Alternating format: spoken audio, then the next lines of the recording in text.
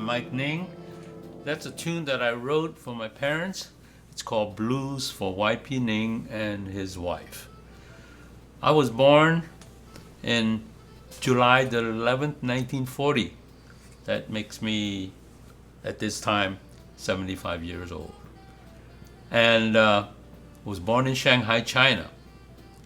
This is during the Second World War, the big one.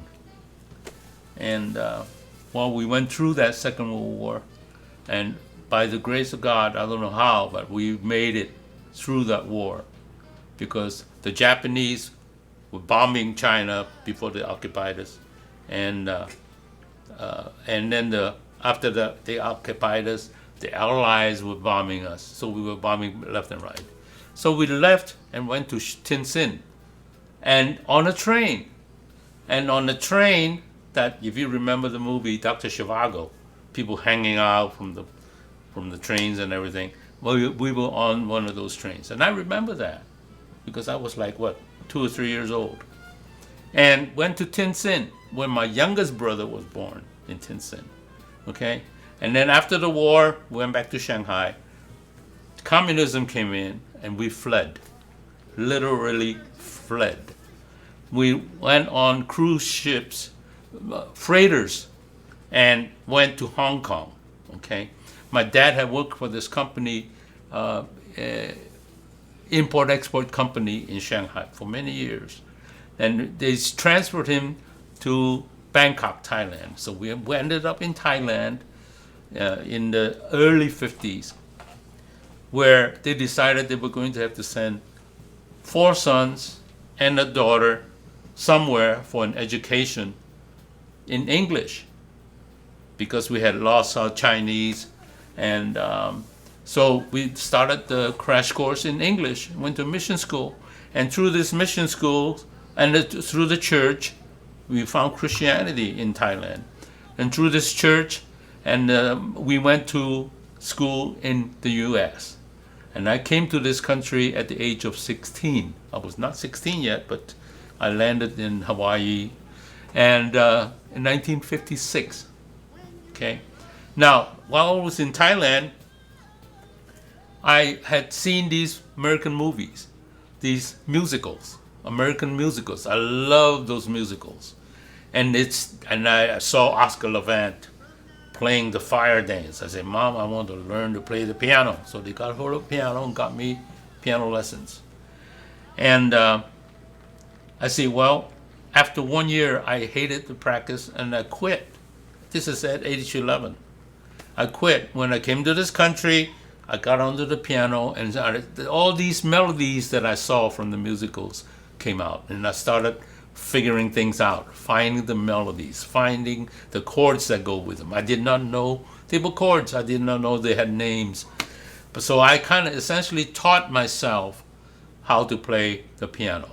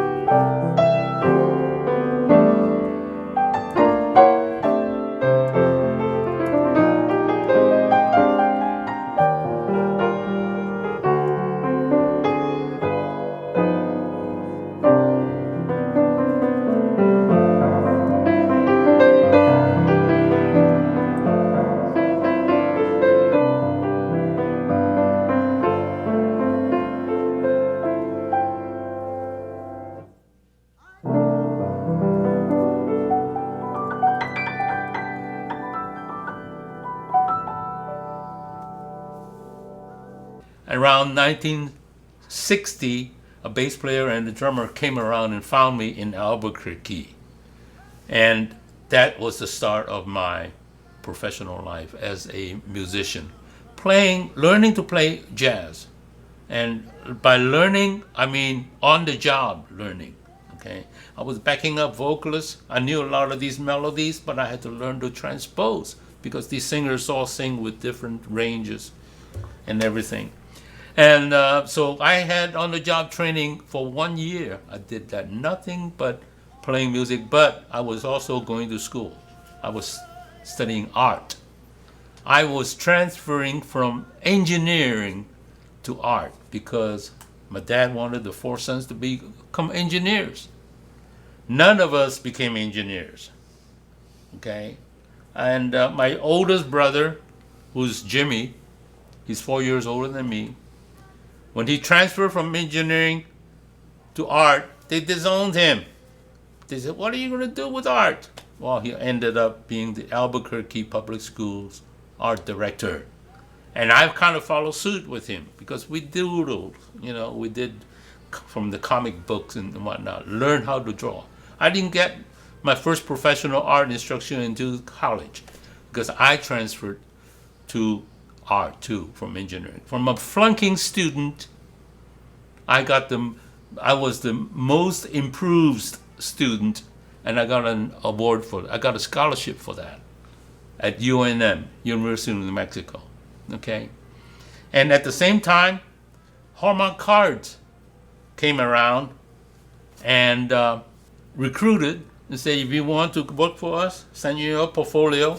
I said, okay, I did, and they hired me. From what I was studying, I didn't really have a degree yet, but they hired me, so I said, okay, I'm going to start working. And I started working for Hallmark, and it came in 1964. June the 8th, 2 days after D-Day.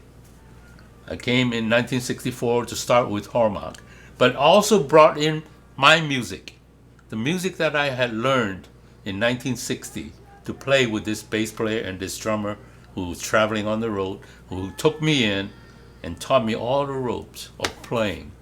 I tell you what, I couldn't get that education from a college. I did that on the job. I played 6 nights a week, 5 hours a night, and then Sunday we would go into El Paso and have a jam session that went for like 7 to 8 hours. With all these horn players and all these singers that come in, I had my lessons. I had learning how to improvise, how to transpose, play all these songs, jazz songs, standards. I love backing up vocalists, okay? And anyway, came to Kansas City and brought brought the music with me. And at the same time, 1966, I was going to turn 26. They drafted me. I was not a citizen. I had a green card. I paid taxes. I could not vote, but they drafted me. They'll take anybody. And I signed up, and I went and took a physical and everything, all ready to go. They would have shipped me to Vietnam, I think. I met a lot of musicians, people like Mike White, who's the same age as I am. He also got probably the letter of greetings from Uncle Sam, but he had joined the Kansas Army National Guard Band. And he said, hey, let's get Ning in on this band so we can have a piano player to play with for 6 years. And so they got me transferred from the Missouri Infantry to Kansas Army National Guard Band, and which is good because I love playing with these guys. I love hanging out, during the meetings and camps and whatnot. And so that's how I essentially got out of actually going to Vietnam, I suppose. That's how I did serve the country, served 6 years, even though after 6 years I did not become a citizen until 1985. And I enhanced my playing just because of the fact that I'm in Kansas City. Getting to play with all these great players and recording with them. People like Bob Bowman, Danny Embry, Tommy Ruskin, and I got to play with these guys and record with these guys. And so it's been a blessing. for 50 years, 51 years now in Kansas City. They're the reason I'm in Kansas City. And I thank God for Hallmark. All right, look at us. I heard you way down the street a second ago.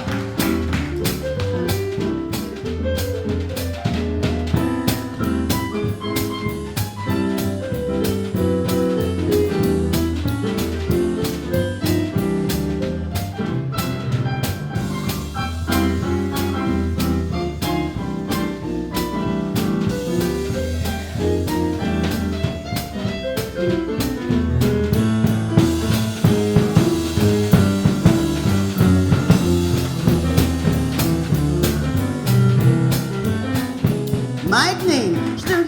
Influences. When I first started, I loved Oscar Levant. I loved even Liberace. I loved Roger Williams and all those people.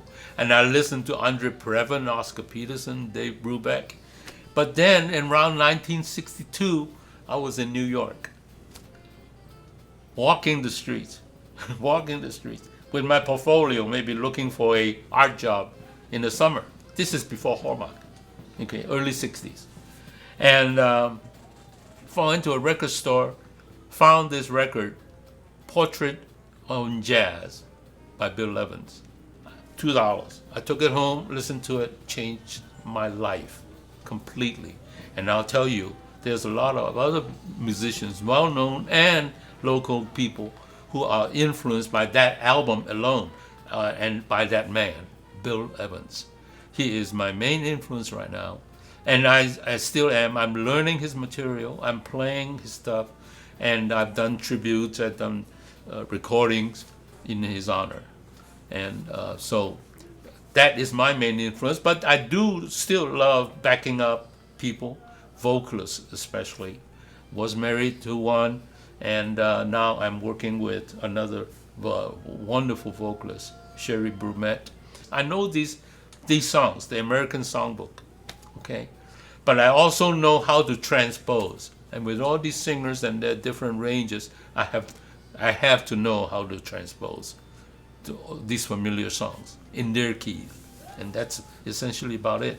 What I'm doing now, I am doing a lot of, I am also an adjunct at the Kansas City, Kansas Community College, because 2001, Everette DeVan, who was a teacher at that time at the college, had a job to go play in Japan. So Jim Mayer calls me up and says, Mike, can you come give us a hand, help us out? And I said, well, Jim, I've never taught before, but if you think I can, I would love to do it. So I joined them, and 2001, before 9/11, they took 40 artists, 40 musicians, and the faculty on a plane and went to New York. And it was a wonderful trip. I mean, I get to see Yo-Yo Ma at the Philharmonic, got to Juilliard, do some mini clinics, and saw the opening of AIDA, and went to Village Vanguard, the famous jazz club, saw Tommy Flanagan celebrate his 70th birthday. How cool is that, And so I've been with them, with the college now, working with students from the choir to sing, to want to sing solo, whatever songs. I don't do rap. And then work with the instrumentalists and working with them in music theory and everything. And it's been just a blessing, a huge blessing, because Jim Mayer is a wonderful man from Canada. And right now I'm playing with different people.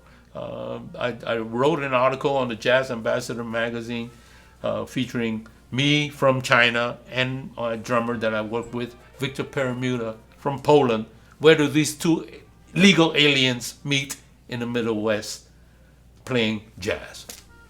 And this is essentially what I'm doing now. I play a lot of assisted living homes. I love those because I just get on the piano, play for an hour, all the songs that I know, all the songs that they know, they sing along with me, and they love it. I love it. I love playing for them. And I challenge them to request. Tell me what do you want to hear. If I know it, I definitely will play it, and I know most of them because of these knowledge from the old movies. The old movies, the music is just incredible.